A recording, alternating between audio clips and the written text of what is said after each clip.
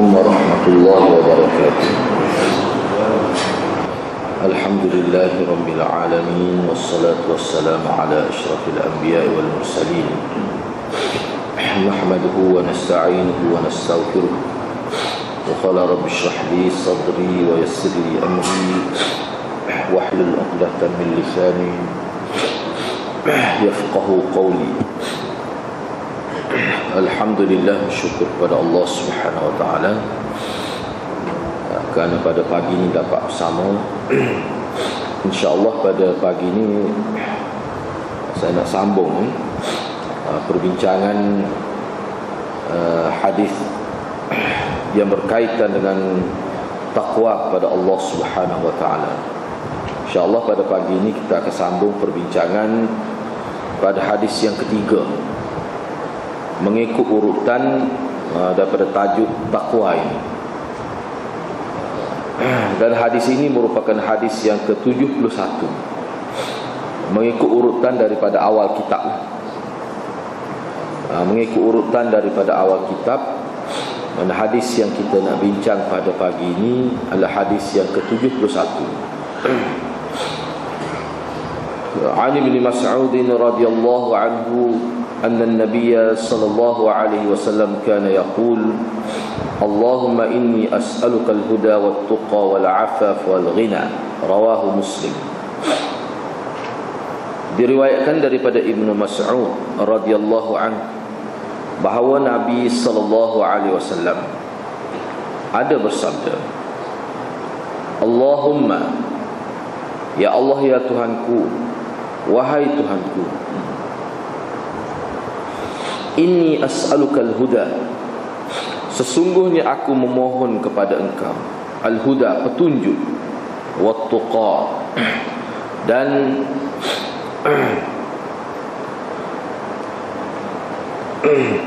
wat-tuqa, dan satu sifat takut yang boleh menghalang aku daripada melakukan maksiat. Itu makna at-tuqa. Seperti mana dalam hadis Nabi ada disebut makna at-tuqa ini. Hadis lain, wal afaf, aku juga mohon kepada engkau sifat al-afaf, iaitu suatu sifat yang boleh menahan diri, kemampuan diri untuk mengelakkan daripada melakukan perkara yang tidak halal, khususnya yang berkaitan dengan hubungan lelaki dan perempuan secara khusus. Wal ghina, dan juga aku memohon kepada engkau al ghina, iaitu kekayaan. Hadis ini diriwayatkan oleh Imam Muslim. Dalam kitab Muslim, dalam Sahih Muslim, Imam Muslim meletakkan hadis ini di bawah kitabul dzikr, kitab yang menyebutkan kita ingat kepada Allah Subhanahu wa taala, di bawah tajuk kecil, iaitu at-ta'awudz min syarri ma 'amila wa syarri ma lam ya'lam ma lam ya'mal, iaitu menjauhkan diri, minta berlindung kepada Allah daripada kejahatan amalan dan kejahatan yang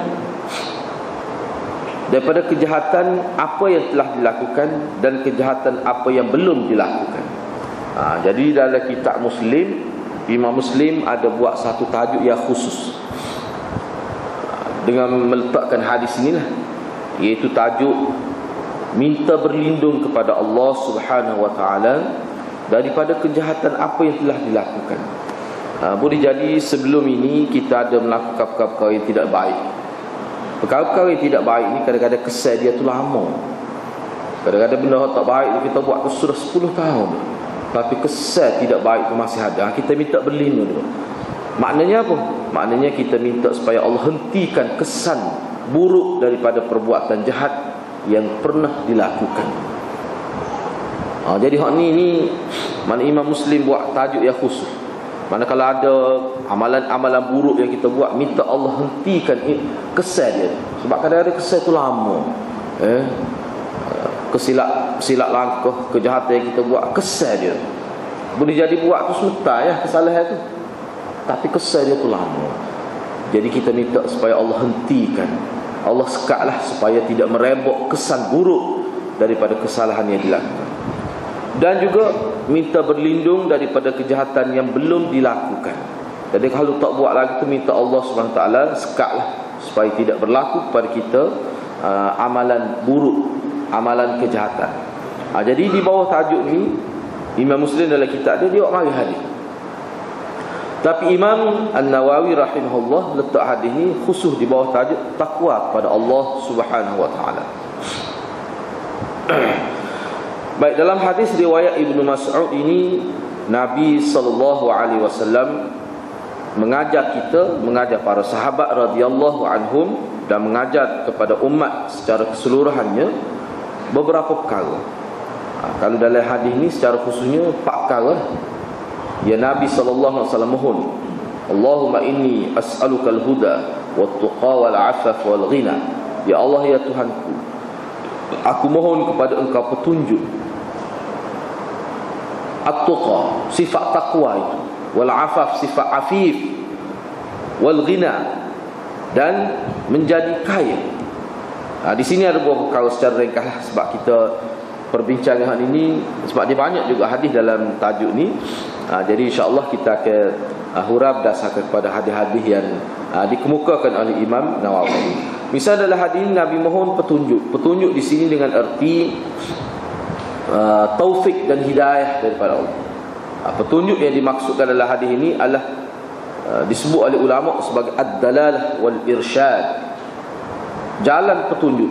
Petunjuk ni maksud apa? Islam dah, kita ni masuk Islam dah, mengucap 2 kalimah syahadah, mana dapat hidayah dah. Selagi tujuan hidayah itu adalah sebagai pemandu hidup kita, supaya bukan sekadar masuk Islam, tetapi bagaimana nak hidup sebagai orang Islam. Masuk Islam itu makna lain, hidup sebagai orang Islam itu dia makna lain. Masuk Islam itu dengan mengucap 2 kalimah syahadah, boleh jadi hak tu mudah saja, ringkas saja lah. Tapi nak hidup sebagai orang Muslim yang benar-benar taat kepada Allah, di situ dia perlu satu bimbingan daripada Allah Subhanahu Wa Taala. Di situ kita memerlukan pertolongan daripada Allah Subhanahu Wa Taala. Sebab bila kata hidup ni dia lama hidup ni, hadir-hadir. Setengah orang tu 80 tahun boleh hidup. Setengah tu sakit 10 tahun, tiba-tiba lepas tu segar lebih daripada orang yang segar. Jadi panjang hidup. Jadi nak menjalani kehidupan yang begitu panjang, kadang-kadang manusia ni terlupa, lalai dan sebagainya. Sebab itulah kita perlu pada petunjuk.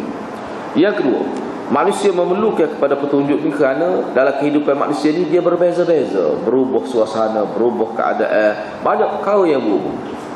Kadang-kadang kita tidak nampak, kita tak boleh nak terjemahkan hak kita belajar melalui hadis, melalui Quran dan sebagainya dalam kehidupan. Kadang-kadang tengok jadi buntu secara tak langsung. Kadang-kadang yang menyebabkan terpesong hidup manusia daripada landasan agama ni kerana sahabat-sahabat dia, orang yang berada di sekeliling dia.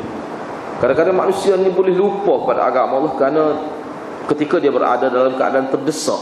Jadi benar-benar tu kita minta petunjuk Tuhan. Supaya janganlah Allah Subhanahu Wa Taala meletakkan kita dalam suasana yang menyebabkan kita jadi tinggal agama, lupa kepada ajaran Nabi sallallahu alaihi wasallam. Minta. Sebab orang yang tidak ada petunjuk, tidak ada haluan, hakikat sebenarnya adalah sifat binatang, kata ulama. Binatang dia pergi dengan sifat dia tidak pergi dengan kebaik, dengan petunjuk. Petunjuk ni maknanya sebab kehidupan kita di hadapan ni kita tidak tahu. Kita tidak tahu. Secara fitrahnya Allah buat hidup manusia ni dia tidak serupa. Hari ni lain, esok lain, lusa lain pula. Jadi kalau semata-mata nak bergantung kepada kecerdikan, kepandaian akal manusia, sebenarnya dia tidak mampu. Seperti mana setengah-setengah ulama kata, manusia ni kalau dia nak hidup berdasarkan semata-mata kecerdikan dia, maka seperti binatang yang memelihara binatang. kambing pera kambing, lagu mana aku? Ataupun biri pera kambing. Dia tak akan lebih daripada sifat biri juga kambing. Tapi manusia ni begitu juga manusia. Kalau dia semata-mata kecerdikan dia,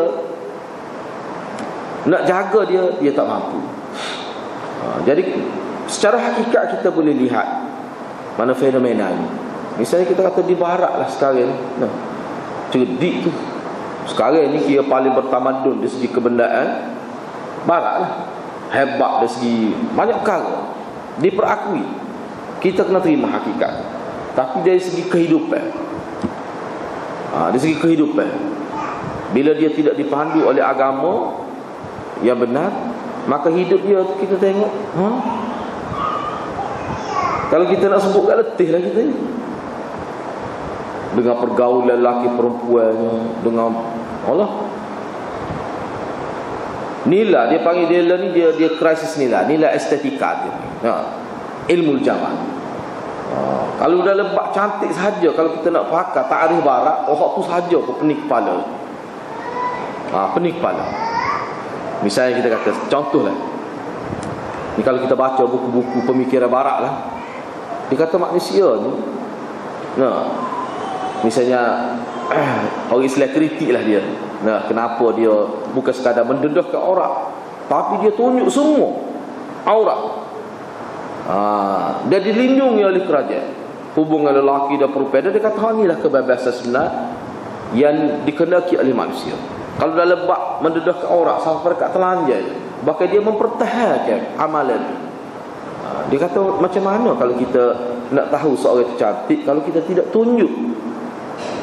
Cantik ni bukan di muka kaki, bukan di hujung jari. Cantik ni keseluruhan.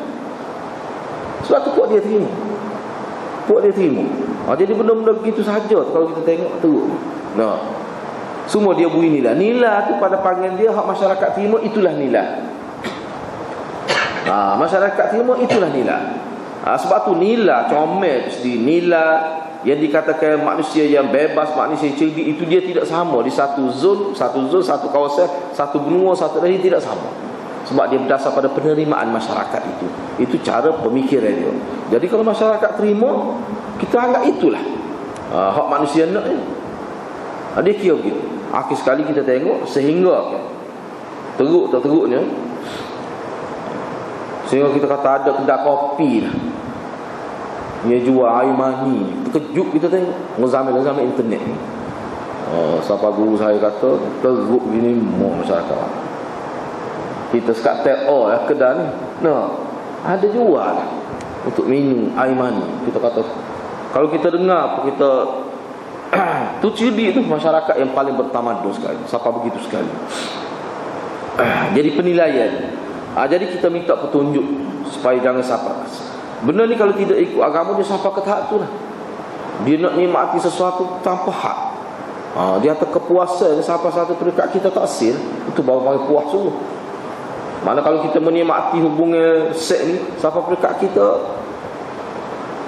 bila kita rasa puas dia, kita kena cari lain pula. Sampai gitu. Itu dia punya falsafah dia. Islam ni tidak. Islam ni dia mengambil kira kesan. Sebab tu Islam ni dia ada batas. Dia ada batas hadirin-hadirat. Yang tidak ada batas adalah syurga. Sebab tu kalau kita tengok dalam penilaian ulama kita, kenapa Allah Subhanahu Wa Taala buat atas dunia ni, manusia ni dia menikmati apa sahaja atas dunia ni, dia ada sampai satu peringkat dia akan rasa biasa. Mula-mula rasa tu dia luar biasa. Lepas tu dia rasa biasa, dia rasa tidak lebih daripada kebiasaan. Padahal mula-mula dia ambil tu nikmat lah. Seperti kita kata orang nikah lah seminggu lepas tu biasa, tak ada gapo. Hak duduk pening kepala bertahun-tahun tu. Bila nikah senyap, tak ada bunyi, duduk kecek lebih-lebih, tak ada bunyi, senyap lagi tu. Rupanya setara tu je dunia ni. Kenapa Allah SWT buat? Bahkan mengikut, kalau kita baca buku falsafah Islam, tak ada makan ni hak kita nak ta'arifkan sedap. Makan ni ke dia hak sedap? Tak ada. Kalau kita kata nasi ni sedap, nasi makan ni sedap, kita kata sedap, orang lain kata tak sedap. Lepas tu kita sendiri pun hari ni kata minggu depan tak sedap. Jadi kita pun dia hakikat kita terlazat sesuatu masak makan ni tak ada sebenarnya. Kadang-kadang dia bergantung pada selera manusia, bergantung pada kesihatan manusia. Banyak sedap mesti bergantung pada benda lain. Dan dia boleh hilang. Apa tujuan Allah SWT buat gitu hidup atas dunia? Nak supaya manusia ni dia tidak rasa kepuasan. Dengan tujuan apa? Allah nak sebutnya dia ada. Allah sediakan satu tempat yang manusia akan rasa nikmat sama, tak puas. Sentiasa rasa nikmat sama. Kalau orang nikah sentiasa hidup dia tu malam pertama sama lah, tak lagi. Gitu. Mana tu syurga? Sebab tu ditawarkan syurga kepada sebagai ganjaran, sebab dia tu tidak bersifat dunia. Dia tidak bersifat dunia. Tu hadiah adalah. Jadi kita minta petunjuk ni supaya kita dapat sesuatu yang boleh betul-betul memuaskan hati. Sebab itulah ulama kata hidayah sesuatu yang bersifat hakikat. Hidayah ini sesuatu yang bersifat hakikat. Atas dunia ni tidak hakikat. Hakikatnya sekiranya kita ikut agama Allah, kita akan dapat hakikat. Sebab tu kalau nak hakikat sungguh, dia kena ikut agama. Kena ikut agama. Perkara yang kedua at-tuqa, yakni takwa kepada Allah Subhanahu Wa Taala. Kita mohon juga supaya dapat. Begitu juga afaf. Afaf ini mana satu daya. Ulama kata afaf ini mana suatu daya yang ada dalam diri kita sehingga kita mampu menahan diri kita daripada melakukan perkara yang tidak halal. Daya tu hadirat. Daya tu yang disebutkan satu energi kita, suatu tenaga dalaman yang ada di kita yang mampu menegah anggota zahir kita daripada melakukan maksiat. Inilah orang panggil takwa. Jadi benda ni kadang-kadang tak ada pada orang yang tengok zahirnya kuat, sehat, belajar, pandai dalam pengajiannya, lebih pandai daripada orang lain, kaya, hebatlah kita. Tapi tak ada sifat afif, tak ada afaf, sehingga dia tu tidak boleh kita katakan sebagai afif. Ada juga berlaku. Tapi setengah orang tu dari segi pengajiannya, nisbah pada pendidikan akademiknya, tak pandai, cerdik pun tidak belah mana nak pandang. Tetapi takut pada maksiat, takut kepada derhaka kepada Allah, takut pada murka Allah SWT. Mana dia ada satu nilai. Jadi Allah ni kita kena ingat, Allah tu Allah nilai. Itu nilai sebenar. Allah tak nilai pada kaya kita. Allah tak nilai kepada tubuh badan kita yang cantik, rupa paras kita yang tampan. Allah tak nilai sekali. Bahkan itu bukan menjadi penyebab pada manusia mendapat redha Allah Subhanahu Wa Taala. Tidak. Jadi kalau kita nak bermodalkan kepada kecantikan kita, bermodalkan kepada kepandaian bercakap, bermodalkan kepada kekayaan, itu sebagai sebenarnya satu kesilapan yang amat besar dalam hidup manusia. Tak lihat sini Nabi nak ajar hakikat lah. Hakikat sebenarnya kamu ni, kamu kena ada benda ni. Kalau kamu ada benda ni, kalau manusia tak nilai pun kamu, Allah menilai kamu sebagai manusia yang punya kedudukan yang tinggi. Afaf ini hadiah. Begitu juga kaya. Jadi yang maksud kaya sini al-ghina ni kaya yang sebenar. Sebab itulah pensyarah hadis menyebutkan bahawa yang dimaksudkan kaya yang didoa, yang diminta oleh Nabi khusus kepada Allah ini, kekayaan sini arti kekayaan sehingga manusia tidak perlu kepada benda lain kecuali kepada Allah sahaja. Itu makna ghina sini. Bukan semata-mata ghina sini kaya dari segi maliyah kebenaran, tidak. Bahkan dalam hadis sebut al-ghina ghina nafs, kaya yang sebenar kaya jiwa. Kaya hati, kaya jiwa. Sebab kalau jiwa kaya, tidak ada benda yang boleh kita kata mana dia tu tidak boleh dijual. Diri dia, manusia ni kalau dia kaya jiwa, dia akan ada harga diri, dia akan jaga maruah dia. Itu makna kaya yang sebenar. Kalau kaya harta sahaja, jiwa tidak kaya, itu bukan hakikat. Selama mana kita tengok manusia yang kaya dari segi kebendaan tapi jiwanya miskin, walaupun kaya, pendapatan 30,000 sebulan, 30,000 sehari pun, setengah juta sebulan pendapatan, setengah-setengah tu tak. Tetapi masih lagi tidak mencukupi. Nak pada harta tu masih meluak-luak lagi, berbuak-buak lagi. Jadi benda tu sangat bahaya lah. Sangat bahaya. Kaya dah pun masih tak ada ruang untuk bersedekah, berasa tak cukup untuk bersedekah. Kaya dah pun rasa mana nak menderma ni, jadi rasa takut. Itu maknanya orang yang miskin yang sebenar. Akhir sekali cuba gambar ke hadirat, harta yang bertimbun, berjuta harta, tiba-tiba bila tidak disedekahkan, apa yang hasil dia dapat bila dia mati? Hak tu Islam nak mengajarkan. Jadi kalau kamu mati dalam keadaan kamu tidak bersedekah, tidak menderma, tidak melakukan khairat, apa yang kamu dapat selepas kamu mati? Sedangkan selepas kamu mati, itulah bermula kehidupan yang kekal abadi. Ni pelik kita tengok kehidupan kita. Allah atur kita tengok pelik. Kalau kita gagal memahami ni, gagal menghayati ni, mana kita berada dalam keadaan yang cukup tidak seimbang, berada dalam keadaan yang cukup teraniaya kita ni sekarang ni kita hidup. Nabi nak ajar kita ni ma wara azal. Apa yang ada di sebalik ajaran Nabi nak apa dia? Kehidupan kamu sebenarnya bermula bila kamu mati. Hak tu sebenarnya. Bila kamu mati, itulah bawa orang panggil perhitungan, hari perhitungan. Hak tu sebenarnya. Kamu kena fikir sebab hak tu bila kamu mati, hak kita panggil mati lah. Maka itulah bermula kehidupan kekal. Hak tu sebenarnya. Sebab hak kita hidup ni dalam hadis-hadis Nabi sebut sebagai kita bergerak, seolah-olah kita berjalan nak pergi kepada satu tempat yang kita kekal. Sebab kita pergi Kuala Lumpur, kita rasa Najat lama, kita rasa lama lagi sampai. Bila sapa tu, situ hak sebenarnya kita nak pergi. Jadi hak kita puasa selamun atas dalam perjalanan saja. Sebab tu Nabi kata kalau orang dalam musafir, janganlah dia ambil benda-benda, dia beli ke barang seolah-olah supaya tidak nak pergi, seolah-olah supaya tidak bermaksud. Ini supaya orang musafir tak boleh. Orang musafir lah ke mana? Dia tak beli barang banyak, nak bawa lah ke mana, dia musafir. Jadi kamu kena kira tu. Kalau kamu beli pun sebab kita pergi Mekah lah. Sebab kita pergi Mekah nak beli atas klik lagi. Puh, kadang-kadang 3 kali puh barang. Neng orang jaga barang tabadi. Buat wajib beli.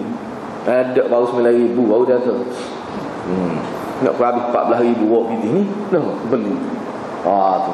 Seolah-olah lagu tu lah. Sebab dia tidak nak Mekah, dia nak klik lagi. Sebab kita gitu lah.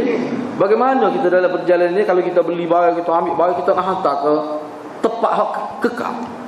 Sebab kita hantar kapung. Nah, ni kita nak hantar ke lagu mana? Benda tu tak ada manusia boleh nak rayak kita. Lagu mana cara nak hantar ni hak kita dapat semasa hidup, nak hantar biar kita boleh rasa di sebuah tempat, di satu negeri yang kekal. Situlah kita akan kekal. Dan kita nak nikmatlah hasil pencarian kita atas dunia ni.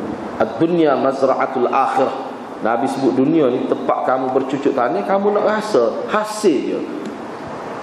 Dia hari akhirat. Jadi nak rasa tu dia ada cara dia. Ada kaedah dia. Dengan cara kita bersedekah, bertabarruk, melakukan kebajikan dan sebagainya. Bayangkanlah orang yang mati dalam keadaan tidak bersedekah harta dia. Jadi harta dia bila dia mati dimiliki oleh orang lain. Bila boleh pada anak isteri dia, belum tentu lagi harta tu sampai pada dia di hari akhirat. Belum tentu lagi hadirat sampai pada dia. Sebab itulah kita ni, hidup kita atas dunia ni, Nabi nak ajar kitanya, kita kena usaha semasa kita hidup ni supaya kita dapat hantar amalan kita ke hari akhirat. Jangan kita mengharapkan orang lain buat. Itu belum tentu lagi. Sebab tu ajaran Nabi, dia mengajar manusia berdikari dalam ibadat ni. Dia tidak mengharapkan orang lain. Itu satu kesilapan. Kalau kita harap ke orang dia, takut harap-harap terak. Nak harap dia menatip kita, nak harap dia sedekah untuk kita. Benda tu boleh jadi siapa, boleh jadi tak siapa. Ulama berkhilaf pula. Setengah kata tak siapa, setengah kata siapa. Misalnya baca Quran, Imam Syafi'i kata tak siapa baca Quran pada orang mati. Misal Imam Ahmad kata siapa. Lepas tu siapa tu lagu mana pula banyak perkara. Senang buat sendiri. Buat sendiri, senang asal. Lepas tu orang lain nak atas tu, aku tak bergantung aku. Aku bergantung, aku wasilah akunya, amal aku ikhlas pada Allah Subhanahu Wa Taala. Aku senang. Mu nak mengatik. Kalau mengatik pun itu kita tak pusing sikit apa tu. Setengah orang tu pusing. Apa? Kena cadar piti ni. Setengah-setengah tu ada. Setengah-setengah tu cadar dulu. Ni lembu 3 ekor cadar untuk lepas dia mati. Nak panggil orang inilah supaya baca Quran untuk dia. Yalah, kalau kita terima benda tu siapa pun, tapi sebanyak mana siapa? Rok kedengar kita hidup 60 tahun nak khabar tu orang buat semesta ni hadirat. Tak ada orang sanggup buat untuk kita sampai 30 tahun. Apa dia nak Tak ada. Kita beringat, kita kena beringat hati-hati lah. Kalau kita nak buat benda lagu tu setara mana sebenarnya boleh ni. Tu. Sebab kalau kita tengok ajaran Nabi sungguh, hak boleh memberi kesukaan, tak ada khilaf di kalangan ulama adalah doa. Tu tak ada khilaf. Doa kita pada orang. Hak tu tak ada khilaf. Jadi sebab tu dia ada hak tu ada kelebihan. Doa. Doa pada mak kita, pada ayah kita, pada sahabat-sahabat kita, pada orang Islam al-ahya. Allahumma ighfir lana dhunubana wa li ikhwanina alladhina sabaquna bil iman. Banyaklah hadis-hadis umpama itu. Allahumma ighfir lana dhunubana wa li walidayna. Patu muslimin muslimat al-ahya'i minhum wal amwat. Banyak hadis-hadis di lagu. Hadis-hadis doa. Doa ya Nabi yang waris daripada Nabi sallallahu alaihi wasallam. Banyak hadis-hadis lagu tu.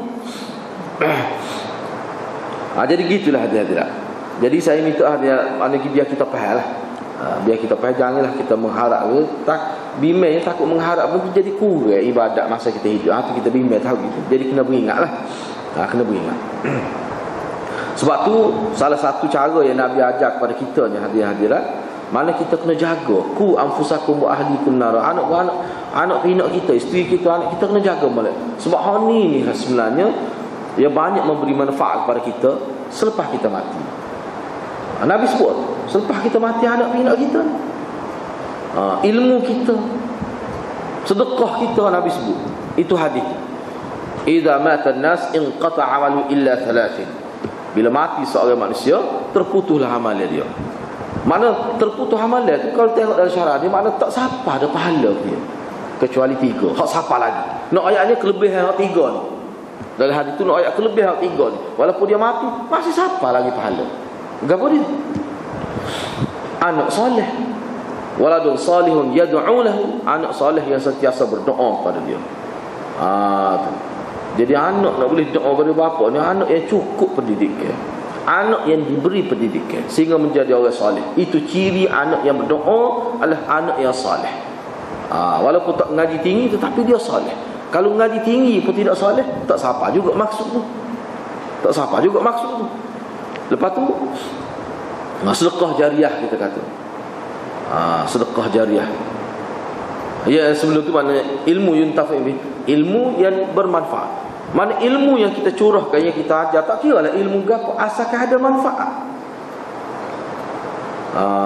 Sebab tu kalau anak murid kita ajar Quran pada tiba-tiba dia tak ajar Quran, tak halih pahala kita.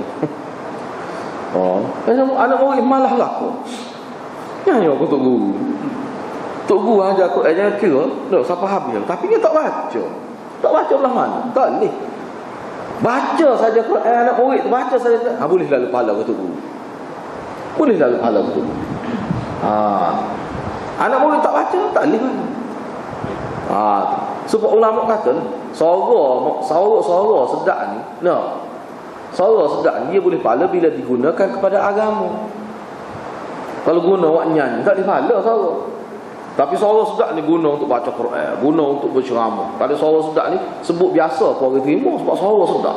Tapi kalau suara tak sedap kadang-kadang kok dia sebut tu Allah molek lah, tapi orang dengar biasa. Itu pengaruh suara. Tapi kalau tak guna dengan cara yang ma'ruf, maka dia tak boleh pahala. Apa saja. Manusia tak boleh pahala dengan dia comel. Ada ki comel boleh pahala, tak ada. Semata-mata dia tu comel boleh pahala, tak boleh. Bagaimana wajah dia, sifat dia, orang tengok nampak, orang clear nampak kenal dia. Sepatut kalau dia guna untuk dakwah, guna untuk baru boleh pahala. Lagu buat tayar kedai kopi gitu ya, tak ada apa. Tak ada apa, tak boleh pahala sikit apa tu. Jadi kita kena ingat hadirat. Jadi hadis-hadis Nabi ni hak tu Nabi. Mana kita nak tu. Kalau orang kadang-kadang tidak dapat hidayahnya, lemah kerana kita nak catch up dengan dia. Ada setengah tu, minta maaf saya demi nak contoh manusia. Sahabat saya sendiri lah, umur 30 lebih, kalau tak dengar kecek tak ada gamuk. Umur dekat 40. Tapi Allah kita kata teruk. Kita teras sekali. Ni pengalaman saya. Ayat kita pun jadi memikir bila baca-baca hadis ni, orang lagu ni contoh Nabi sebut. Kita royak dia ingat kata kat mati ni, no. Ada kata gugu ni, ada juga jenis pesihat tu dengar kata tu. Ingat ada mati. Ada kata kau ingat sama. Kau ingat sama. Kalau kau mati, orang tanya kubur sopo layu, sopo. Tengok. No, jenis pesihat lagu. No, kan. Dengan keceknya tidak jaga. Kadang-kadang kita nak say pun malu. Tengok dia kita lari. Sebab ini ada je lagu. Bila kita sebut pula dia tak ada lah apa yang kita sebut pada dia boleh menjadi peringatan kepada dia. Tapi ke mana pun kita kena sebut. Sebab dalam hadis Nabi ada Nabi sebut. Kadang-kadang manusia bila kita sebut ni nampak saja tak terima. Kadang-kadang lepas tu dia terima. Kadang nak tidur nengu dia malu cerita. Sebab tu dia sebut zakir fa inna dzikra tanfa'ul mu'minin. Sebut saja dia akan ada kebaikan. Boleh jadi tidak situ. Boleh jadi dia mana tahu baru teringat kita sebut. Boleh jadi. Itu manusia. Jadi hadis ni, hadirat, kita boleh simpulkan beberapa perkara. Yang pertama,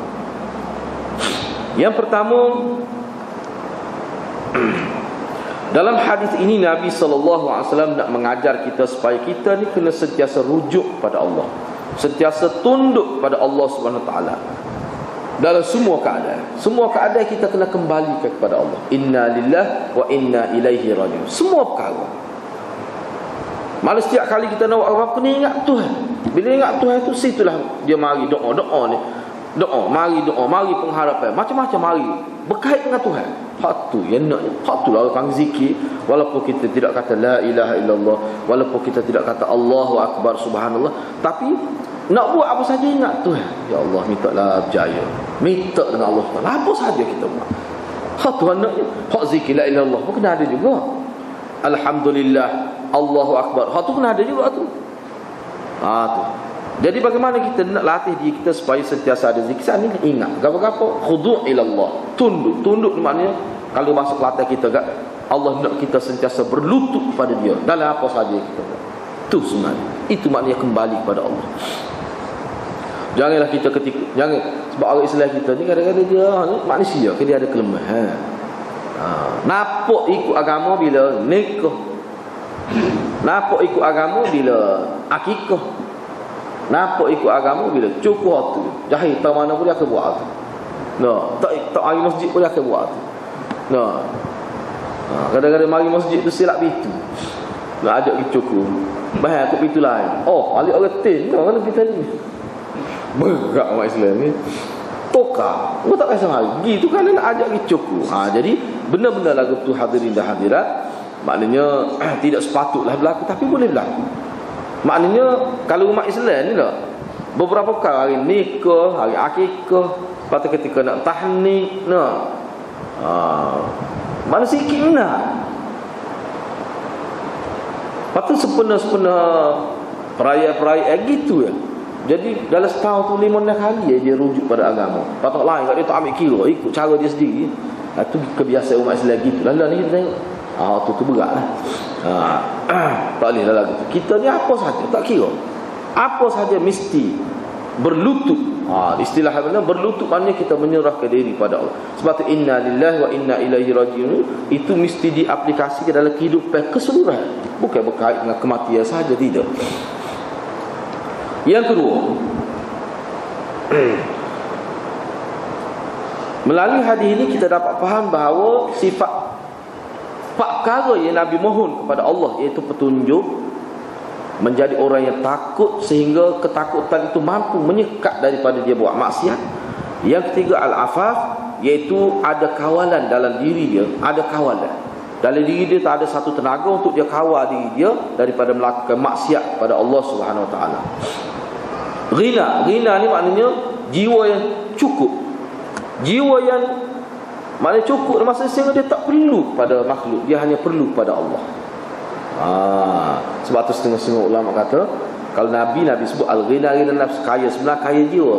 Ada juga ulama dia sebut kaya yang sebenar adalah orang yang adalah al-fakir ila Allah. Tu kaya yang sebenar. Kaya yang hakikat yang dimaksudkan dalam hadis-hadis itu adalah orang yang fakir ila Allah. Dia sangat perlu pada Tuhan. Itulah kaya yang sebenar. Selagi manusia memerlukan kepada makhluk, itu bukan kaya yang sebenar. Orang yang hanya al-faqir ilallah, orang yang sentiasa perlu pada Tuhan, jiwa merdeka. Bila jiwa merdeka, dia tak perlu pada orang. Dia buat baik pada orang, tapi dia tak perlu pada orang. Kalau buat baik pada orang kerana perlu pada orang, itu boleh jadi tidak ikhlas. Macam-macam lah, banyak benda perkara yang tidak baik yang boleh timbul. Itu maknanya ghina yang disebut. Dan makna dia tu saya duk tengok dalam huraian ulama, memang tajam sungguh makna dia. Ghina ni maknanya seorang yang dia kena perlu pada Tuhan. Sebab itulah para sahabat radhiyallahu anhum, dia macam buat satu kaedah. Kita boleh ukur diri kita ni, misalnya bila kita banyak bergantung pada manusia atau banyak minta tolong pada manusia, secara automatik dia akan jadi kurang kita bergantung pada Allah SWT. Bila banyak kita minta tolong dengan manusia, kita akan jadi kurang kita jadi kurang rapat dengan Allah SWT. Itu pandangan sahabat.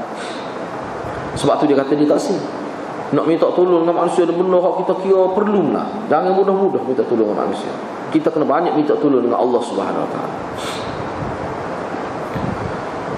Yang ketiga, Nabi SAW, dasar pada hadis ini, Nabi SAW orang yang paling alim tentang agama, paling alim tentang hubungan manusia dengan Allah. Nabi paling alim. Dan Nabi orang yang paling takut kepada Allah Subhanahu Wa Taala.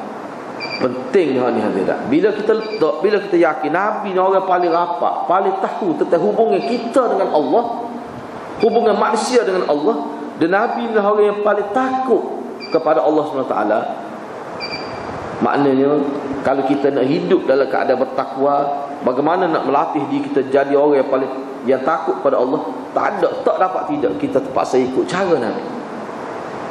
Kalau kita ambil cara yang tidak kena dengan cara Nabi SAW, kita bimbang takut kita berasa kita ni takut orang. Sebenarnya tidak.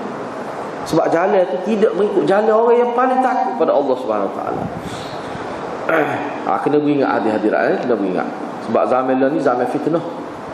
Zaman fitnah. Fitnah ni bila dia melanda, dia bukan kena orang jahil saja, orang alim pun kena. Fitnah ni bila melanda dia kena. Fitnah yang sudah melata, hak tu yang paling bimbang. Fitnah ni ada semua. Fitnah ni ada semua ni.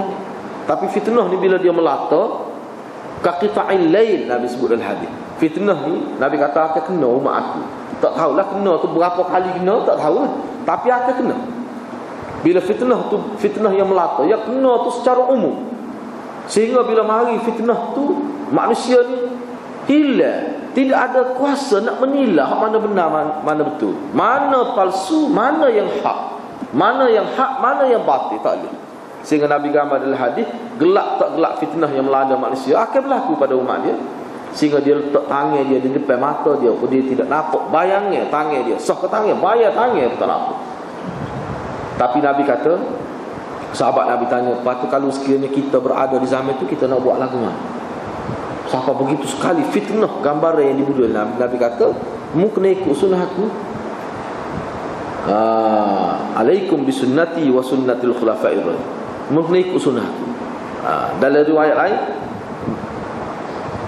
kena ikut sunnah aku dan sunnah sahabat. Tidak rasyidin, tidak sebut khusus rasyidin, tidak. Ada juga. Maknanya berpegang pada sunnah Nabi, Quran, hadis ni, hak tu manusia jadi tidak sesat. Tu. Jadi gitulah hadirat. Jadi dalam bab ibadat ni jangan kita banyak takwil. Bila Nabi buat kita buat. Dalam bab ibadat. Bila kalau Nabi tak buat, kita tak usah buat. Kita tak buat tu boleh pahala proses. Kita buat apa yang Nabi buat dalam bab ibadat lah. Dalam bab lain tak apa dia agak. Sebab saya pun bimbang juga takut kita buat ni.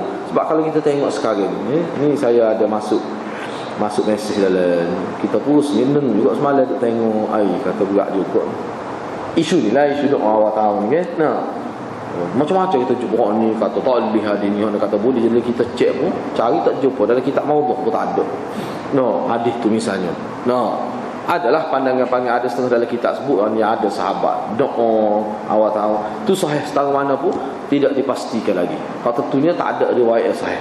Kalau kata ada sahabat buat riwayat dalam kitab Mu'jamul Awsat Imam Tabarani, Imam Baihaqi pun ada disebut misalnya. Jadi waktu tu adalah jumpa dalam kitab, kebenaran dia setengah mana nak berdasar pada riwayat tidak boleh dipastikan. Tapi Maknanya kalau atas sebelum tu, misalnya kita kata kalau Imam Baihaqi, dia tahu bila. Imam Tabarani, kau sebelum tu tak ada. Kalau ada dalam kitab tu memang ada pun. Bukan kalau lah. Macam mana sebelum tu tak ada? Itu persoalan. Sebab mana riwayat tu dikatakan setengah sanad dia dikatakan hasan, setengah kata sahih. Persoalan kenapa sebelum tu tak ada? Itu persoalan. Kita kena kira tu, ambil kira tu. Sebab ada setengah-setengah dia. Misalnya contoh kita kata sebagai contoh. Ini saya tidak nak mengukur, saya tidak suka mengukur bid'ah tu. Cuma kita nak nilai amalan untuk menjadi peringatan kepada kita. Misalnya kita kata bab maulid, sebagai contoh. Waktu tu sampai 400 tahun lepas tu, sebelum tu tak ada. Kenapa berlaku? Banyak amal-amal. Kalau dalam kitab-kitab Syiah kita jumpa, mana ni ajaran ni 900 tahun selepas Ali pun tak ada lagi. Baru ni ajaran ni. Kita boleh kenal pasti benda-benda lagu. Kalau kita baca kitab boleh kita kenal pasti. Jadi kalau kita cek dalam kitab, apa tak ada? Apa ada dalam kitab ni saja? Dalam hadis Nabi tu tak ada. Siapa ulama-ulama yang kumpul hadis maudhu' pun kata tak ada. Kenapa ulama tidak menyandaraikan di dalam kitab hadis maudhu'? Makna masa tu tak ada lagi. Tak jumpa. Dalam lubang mana tak tahu. Tak jumpa. Itu dari satu sudut lah. Ada setengah kata, maknanya ini ayat benda khilaf bagi pandangan masyarakat lah. Jadi masyarakat jadi confused, jadi pening. Jadi kita nak nilai lagu mana. Benda-benda gini dia orang panggil fitnah. Jadi setengah kata orang ni mempertahankan ni. Jadi kita nilai tengoklah. Jadi kita pun tengok ada setengah-setengah ustaz tu dia mari, dia sebutlah. Misalnya yang disebut walaupun Nabi tak buat, moga benda tu molek kita buat. Jadi semata-mata berdasar benda ni molek. Moga zikir-zikir. Jadi benda-benda lagu tu. Kalau benda molek saya rasa tak ada kita dia sabar dulu. Benda tu molek tu kita nilai Nabi buat. Kalau molek apa Nabi tak buat? Banyak doa Nabi ni ada sehingga boleh kumpul sebuah buku. Tak ada tu. Lepas tu sahabat pun tak telitah nama. Lepas tu ulama pun di zaman ke masa Imam Malik ke, Imam Syafi'i, Imam Ahmad ke, Imam Abu Hanifah ke, Imam Ghazali pun tak ada. Tak ada bab. Benda-benda gitu kita perlu kita fikir lah. Benda-benda gitu perlu kita fikir. Jadi ada juga setengah orang dia sebut begini, ini makna benda fitnah ni. Jadi menyebabkan jadi balah pula. Orang ni kata tak boleh lah buat sama Nabi tak buat. Sebab doa ni ibadah. Bila kata doa ni ibadah, jadi setengah kata biarlah Nabi tak buat pun, asalkan orang tu ulama buat. Jadi bila ulama buat ni dia ada kebaikan. Kemonlek ke doa tu. Di satu pihak. Tapi satu pihak lain pula saya tengok dia kata tak boleh lagi tu. Sebab apa? Sebabnya bila seorang itu buat atas dasar hadis tu dengan kelebihan-kelebihan tu, sedangkan sandaran itu maudhu' tak betul, hak tu dia jadi masalah. Kita nak berdoa boleh bila-bila pula dah jadi macam-macam. Jadi sebab tu saya kata zaman fitnah ni. Sebab tu ketika tu, sebab tu Nabi sebut bila berlaku lagu tu, kalau kita nak mengambil kata-kata orang tak sesah sama. Tu maksud Nabi. Sebab tu Nabi kata mungkin ikut sunnah. Ikut sunnah aku tu tengok aku buat benar-benar. Itu maksud ikut sunnah. Dalam Quran ada ke tak ada? Hadis aku ni sebagai mufassir, mubayyin pada Quran. Bila berlaku pertikaian dalam bab agama lah. Kalau dalam buat rumah, dalam buat kek, tak boleh nak rujuk Nabi tu. Kalau tu kena rujuk tu secara umumnya. Zakir fa inna dzikra tafa'al. Wasfasalu ahla dzikri in kuntum la. Tu rujuk secara umum gitulah. Nabi kata kalau nak tanya orang yang tahu, siapa dia mahal lebih dia buat kek. Buat rumah tanya dia lah. Tapi kalau bab agama tak boleh. Aku yang boleh buat agama. Buat ibadat ni aku. Mu jangan tanya kursi-kursi. Kalau ibadat kena tanya aku masuk rujuk lah. Ada ke tak? Agama ni kata tak ada belik-belik kita agama. Jelas aja. Itu maksud. Bab lain tak apa. Tapi bab agama tak ada. Bab ibadat tak ada. Tengok aku ada buat apa tak. Doa ni ibadat. Dia tak boleh buat terkalu. Dia ada adab dia. Dia ada disiplinnya. Kena tengok lah. Jadi saya lebih setuju tu. Saya sendiri lebih setuju sebab itu lebih jelas. Jadi orang kita ni saya duk tengok juga sebab kita pun jadi pening juga lah. Sebab orang tanya kita begini, kita kata hamba tak boleh nak royak kata. Cuma kalau nak buat juga jangan anggap bahawa Nabi buat begini. Nak buat juga buat lagi lah. Tapi jangan kata, kalau kita kata Nabi buat, tu bercanggah dengan hadis, besar pula dosa situ. Kita kata lagu ni lah Nabi buat, sedangkan Nabi tak buat. Sebab apa? Sebab tak ada sandar. Tak boleh. Tapi kita rasa maulid kita nak buat, kita buat, ikutlah. Tapi jangan kata Nabi buat. Jangan kata ni kelebihan gini-gini. Sebab kelebihan fadilah amal gini, tak ada orang boleh. Kena Nabi ya. Ulama tak boleh. Ulama, katakanlah ulama termimpi 4 kali sehari jumpa Nabi, dia tak ada authority untuk royak kelebihan-kelebihan. Tak ada. Tak boleh. Cuma kita berasa maulid nak buat, itu bab lain. Misalnya Hafiz Ibn Hajar, dia berasa berdasar pada kealiman dia berasa. Setiap kali dia mula kembali, dia baca suratul A'la, Sabbihisma rabbikal a'la, dia baca. Setiap kali dia nak memulakan tazkirah, dia nak mengajar, mesti dia baca. Hak tu dia panggil ibadat secara peribadi. Dia berasa sebab dekat sangat bagi dia dengan makna, dia faham, dia baca ayat, dia pun buat gitu. Memang Nabi tak pernah buat tu. Kita kena ingat, Hafiz Ibn Hajar buat gitu, dia tak pernah kata ni Nabi buat. Dia tak kata. Cuma amalan dia berasa sedap. Dan dia tidak menganjurkan orang lain buat kerana ada kelebihan gini. Dia tak buat, dia tak kata gitu. Kita kena faham amalan ulama buat tu sebagai apa. Itu amalan peribadi. Sebab kita misalnya, sebagai contoh, kita nak pagi mesti kita nak baca surah Qul huwallahu 100 kali. Tak apa. Tapi jangan kata Nabi ajar gitu. Dengar bilangnya 100 kali setiap pagi. Nabi tak. Tapi dia nak baca, tak ada masalah tu. Dia tidaklah kata kelebihan baca gini-gini kelebihan sebagai satu kelebihan ayat tu baca, letak dengan spesifik gitu. Dia tak kata. Kalau kata gitu salah. Sebab tu Hafiz Ibn Hajar, dia tak layak. Jadi kita nak guna itu sebagai dalil bahawa hak Nabi tak buat, bila ulama buat mana benda boleh, maka kita pun boleh buat juga bila walaupun Nabi tak buat. Sehingga kita boleh anjur sampai habis piti mana-mana kita nak kita nak sebar ke dalam masyarakat supaya sebar hadis. Hak tu yang kita lemah tu hati-hati. Hak tu yang kita pun jadi wasa bimbang. Hak tu bukan kita kata. Sebab tu ulama tak kata pada Hafiz Ibn Hajar, bila dia setiap kali ni dia baca Sabbihisma rabbikal a'la, apa maksud dia? Dia faham lagu mana ayat itu peribadi dia.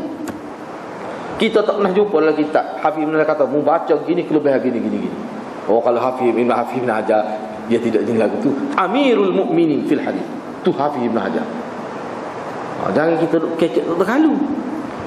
Kita guna dalil dia baca Sabbihisma rabbikal a'la untuk menjadi lesen untuk kita buat ibadat yang Nabi tak buat. Salah.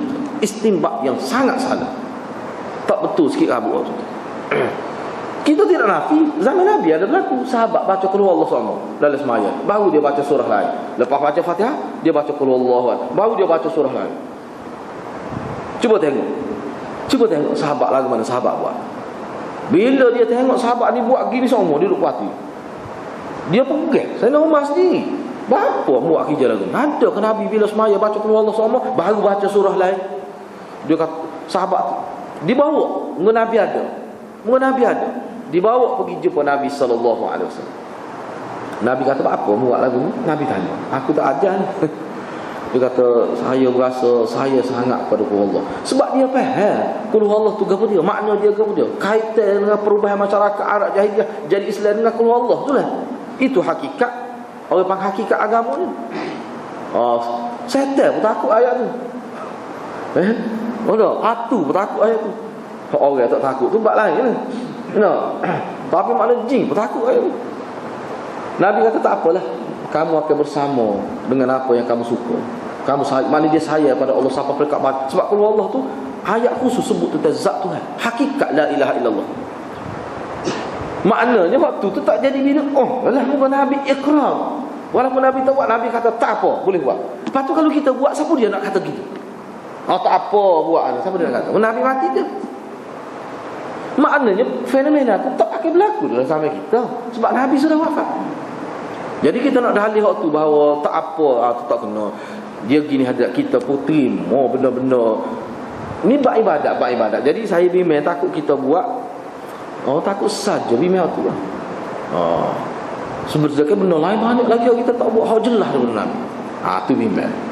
Sebabnya dalam kitab ada sebut, ulama kata salah satu cara syaitan nak memesongkan jiwa manusia adalah dia dia menimbulkan waswah, menimbulkan satu perasaan manusia nak buat ibadat. Dia benda tu Nabi tak buat. Tapi benda tu nampak macam ibadat. Buat tu kat sungguh, tapi benda tu Nabi tak ibadat juga tu. Syaitan, salah satu cara syaitan nak ganggu manusia. Hak jelas Nabi buat, dia tidak menimbulkan rasa manusia tu nak buat tu, tapi pergi buat lain. Ibadat juga, tapi tak serupa dengan cara Nabi. Itu salah satu cara iblis nak menipu manusia. Dalam kita ada sebut talbis iblis. Ada sebut gitu. Imam Ghazali ada sebut. Salah satu cara manusia nak menipu, salah satu cara nak menipu manusia dengan cara tadi. Baca Quran. Baca Quran. Cara nak menipu. Duduk di rumah molek-molek pergi baca Quran kubur misalnya. Kena ingat aja tak, baca Quran kubur saya terima boleh. Misalnya kita pergi ziarah ayah kita, kita pun baca. Kita ingat kita boleh baca Quran. Jasa ayah kita pun baca. Tak apa tu. Jangan kata tak boleh gitu aja. Ni menganggap hidup rumah molek-molek, rumah tak baca Quran, pergi baca kubur. Supaya masjid buat kubur. Tu tak boleh. Dengan niat pergi baca Quran kubur. Boleh jadi ada anggap kata ada kelebihan tu, maksud saya tak boleh. Sebab kalau lagu tu masjid, lagu tu jadi sebuah masjid. Tapi kita pergi ziarah ayah kita, siapa-siapa kita pergi, kita baca Quran. Saya baca. Kadang-kadang kita bawa, kita tak Quran, baca. Sekarang tu tak apa. Bukan orang tak panggil kita baca Quran kubur lagu tu.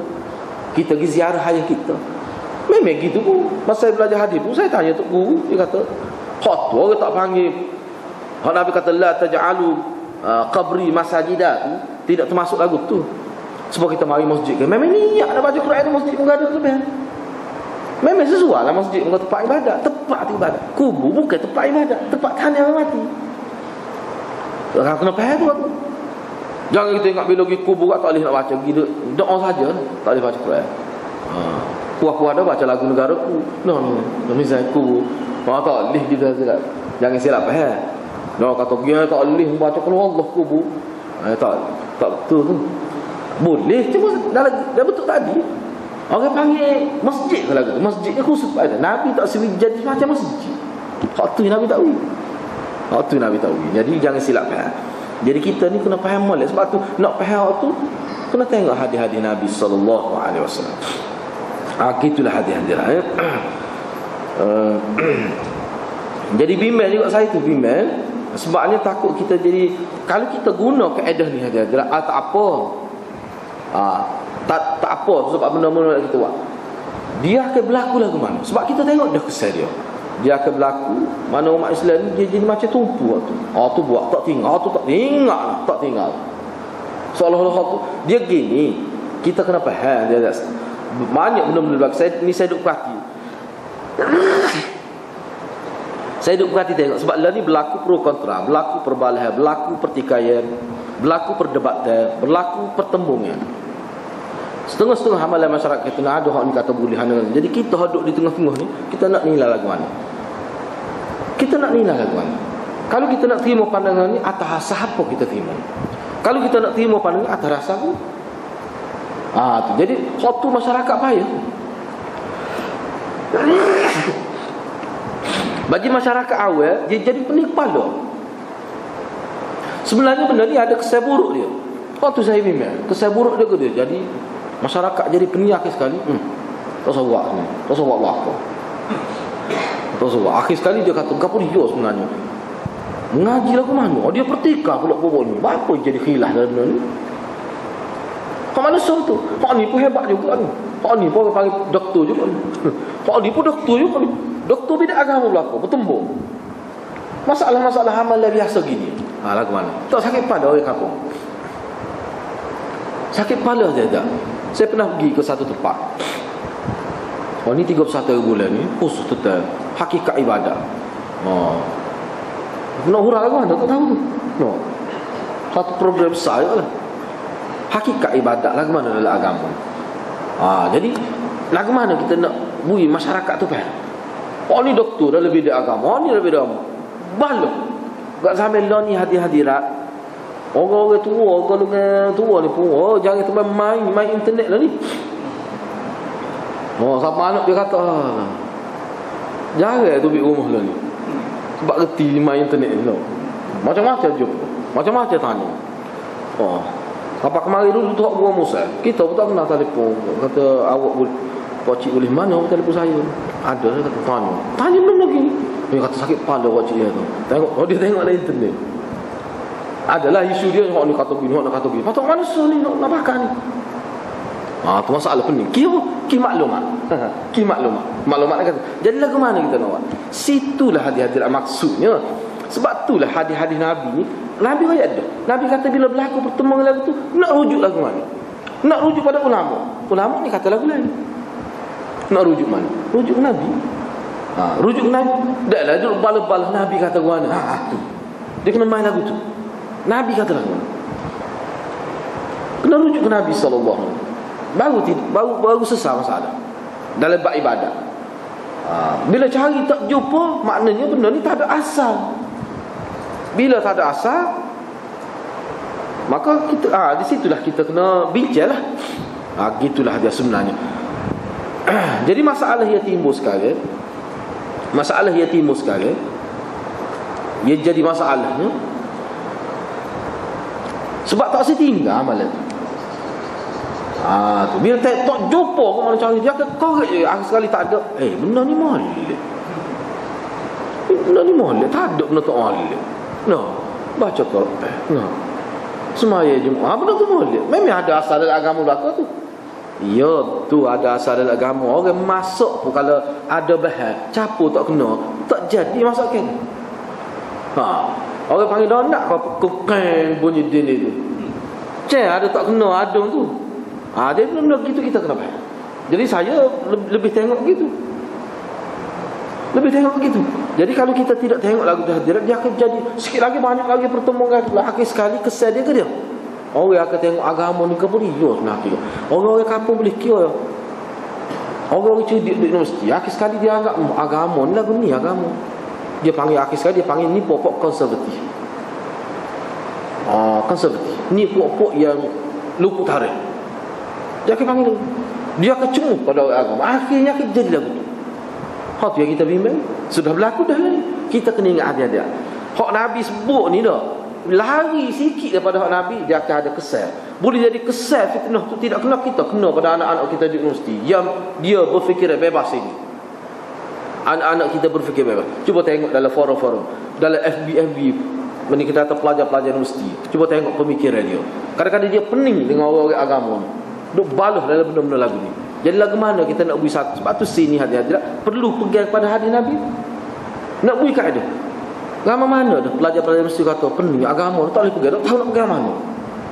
Agama tak tahu nak pegang mana. Sebab apa hak ni kata tak boleh. Ni ulama kita buat ulama ni dia ulama ni warasatul anbiya. Bukan ulama, tak tahu warasatul gapo. Jadi belum lagu. Jadi pelajar-pelajar mesti hati-hatilah. Bila dia tengok pening, dia tengok dalam internet dia pening. Bila dia pening dia kata tak boleh pegang. Tak boleh. Tak boleh. Akhir sekali, dia pegang Islam liberal, macam-macam. Tu kesal. Pak dia pening. Nak amal mana? Pak ni pun sedap dia kau hujah. Dia lagu mana? Tu orang panggil zaman fitnah. Kita kena ingat. Sebab itulah kita kena ikut Nabi. Bila berlaku lagu tu kena rujuk ke Nabi. Rujuk ke Nabi mana? Ada hadis ke tidak? Sebab tu bagi saya kenyataan bila buat ibadat ada hadis dia. Ada hak tu sebenarnya kunci terjaganya ajaran tu. Tu sebenarnya. Kalau tidak main lagu tu hadis-hadirat, dia hilang kesucian amalan ibadat. Dia hilang original ibadat. Dia hilang puasa ibadat. Nak jaga rupa ibadat tu dia sempurna kena hak tu.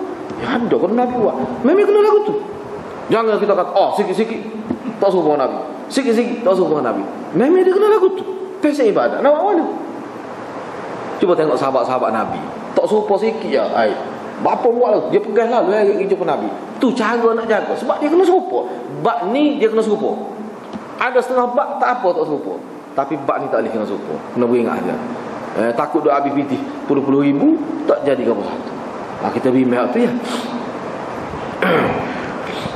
Gitulah hadirat. Mudah-mudahan apa yang kita bincang ni maknanya menjadi peringatan kepada kita. Jadi secara tak langsungnya apa yang saya nak tekannya, kena wajib belajar hadis Nabi. Hadis-hadis nak belajar fiqh ke apa tu tak apa, tu boleh. Tapi tak ditinggal asal.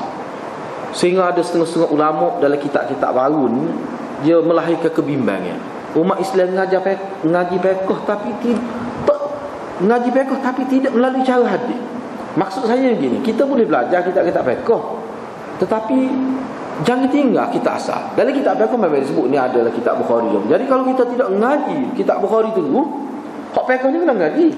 Kena ngaji kita kata fiqh Syafi'i, kena tahu kaedah-kaedah, kena tahu bagi orang ngaji lah. Sebab kita kalau di masjid ni, pengaji hadis, baru kita nampak. Misalnya kita kata sebagai contoh, ni sebagai saya sebut satu contoh. Orang kita ni terdedah, ni saya sendirilah. Bukan kata orang lain, pengalaman kita sendiri. Lama dah kita tengok orang duk belah mulut, kalau kita panggil tahnik ni. Jadi saya sendiri dan kita yakin masyarakat pun bila dia tengok amalan ni dibuat oleh agama secara tak langsung, dia akan kata ni adalah cara Nabi buat. Mesti dia kata gitu. Mesti kata gitu. Tentu dah. Tama-tama orang buat belaka, hak buat pula tu kepala dia orang alim. Ulama tok lebak mesti dia kata gitu. Saya begitu juga. Jadi bila kita mengaji hadis, kita rupanya lagu ni. Ingat dulu ke masa tahnik, saya pun dulu jadi tok syekh kok. Buat apa-apa dah. Tengok tahnik yang banyak kau dia buat. Mesti kita kata ni lah cara Nabi buat. Tentu dah. Dengar saya logo. Gede lagi. Gula, garam, cicing. Air banyak lebih daripada tu pun dia ada. Ada. Lama kita tengok. Tapi bila kita mengaji hadis, jumpalah dalam kitab hak asal. Dalam kitab hadis Nabi tahnik. Rupanya Nabi guna Zamzam. Lepas tu buah tambah. Tu ya. Rupanya hadis tahnik ni satu. Tapi waktu tu kena ingat sunnah tu. Cara Nabi buat. Dan Nabi nak ni asal. Kena tahu asal. Jangan kita kata orang lain buat tu kata. Mari biar kita tahu. Insya-Allah kalau tahu asal dia selesai masalah. Kita tak perlu nak menghukum orang. Bila kita tahu lagu ni jadi Nabi doa pun Allahumma barik lahu. Mana kalau perempuan Allahumma barik lah. Ai pendek kan? Kalau awal tu ya ada hadis. Lepas tu kamu nak tambah, nak ambil doa-doa lain, saya pun tak kata tak boleh lah, kita apa, tapi kena tahu asal, tahu dulu. Tahu dulu asal. Tak lagu. Kalau daripada situlah timbul. Apa yang jadi buah cicing? Apa jadi bahasa gelogo nak bola? Ajak ke sate tak ada. Apa je lagi? Apa tak suruh Nabi? Apa? Tu mana molek kita ngaji hadis tu kenapa gitu. Lepas tu jadi rupanya kita buat tak serupa. Bila tak serupa lagu mana? Tu benda. Dan bagi saya itulah punca berlaku perselisihan. Sebab apa? Perkembangan ilmu. Tu kesimpulan yang saya boleh buat. Berlaku pertelagahan. Dulu tak apa sebab ilmu tidak berkembang dengan molek. Bila ilmu berkembang, orang sudah mengaji hadis macam mana ni ngaji jumpa banyak. Baru berlaku. Kerana perkembangan ilmu. Jangan kita anggap negatif sangat pertelagahan ni. Perbalahan, pertemuan. Jangan kita anggap negatif semata-mata. Jangan. Bagi saya itu tak betul. Kita kena melihat dalam konteks yang positif. Berlaku pertelagahan ataupun kita terkhilaf di kalangan ustaz-ustaz ni, sebenarnya proses Allah nak mengangkat ajaran asal, nak menzahirkan ajaran asal Nabi sallallahu alaihi wasallam. Sebab fenomena ni hati-hati ulama kata tak berlaku dalam ajaran-ajaran lain. Ajaran Kristian tak berlaku. Sebab tu ajaran Kristian dia hilang keaslian ibadat, hilang terus sampai tak jumpa punca. Sebab tak ada benda ni. Tapi dalam Islam tu, kita jadi kena rujuk kita. Sudah remo tanya rujuk kita. Sebelum tu kalau tak ada desak kata dulu tengok kata berat sangat hadis ni.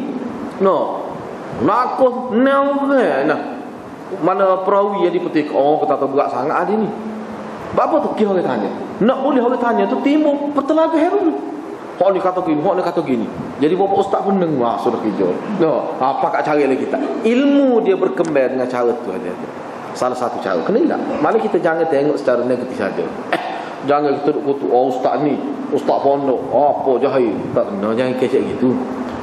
Ni jadi kita kutuk orang ni. Kira ni ngaji pondok kira pun kata gitu pula. Tak kena. Semua ada kebaikan lah. Dengan sebab dia tu kita jadi baca, dengan sebab dia tu kita jadi nak kaji ilmu, tengok lagu mana. Gitu. Kita kena tengok dari sudut yang positif. Jangan kita kata pihak ni, jangan. Bagi saya itu lebih baik. Cuma kita bagi pihak yatim ni, kita memperdalami lah ilmu tu. Dia bila berlaku benda-benda lagu tu, gitu ya dia adalah. Moga anak-anak kita berlaku. Jangan duduk lebih-lebih kita kecek ni. Jangan duduk kutuk orang ni. Tak serupa pendapat tu bukan bermakna dia tu jahat. Dia nak kebaikan belaka tu. Cuma kadang-kadang dia ada lagi. Kita naik kita pun boleh selisih faham. Agak nak balas saya. Bodoh nak begitulah hadirat. Cuba kita layani molek perselisihan ni supaya benda tu tidak sampai ke peringkat putus hubungan silaturahim. Hak tu yang penting sangat kita jaga. Gitulah hadirat. Mudah-mudahan keikhlasan kita mempelajari hadis ni, Allah membuka jalan keluar kepada kita daripada permasalahan yang kita hadapi. Jadi kadang-kadang kalau kita berasa tak boleh nak buat bercanggah ni, kita duduk dia tengok lagu. Sebab manusia ni, sebab kita dulu pun tak faham lah ni, baru faham kita pun. Dulu pun kita tak erti lah ni, baru erti ya. Lagu tu lah manusia mana-mana. Jadi janganlah kita kutuk orang berat sangat. Gitulah hadirat. Mudah-mudahan Allah memberi taufik dan hidayah kepada kita, asalkan kita ikhlas nak hidup dengan cara Nabi SAW. Kita kena usaha dan kita kena usaha belajar dan kena doa kepada Allah SWT. Mudah-mudahan Allah akan buka ruang kepada kita. Setakat itulah, wabillahi taufiq wal hidayah. Wassalamualaikum warahmatullahi wabarakatuh.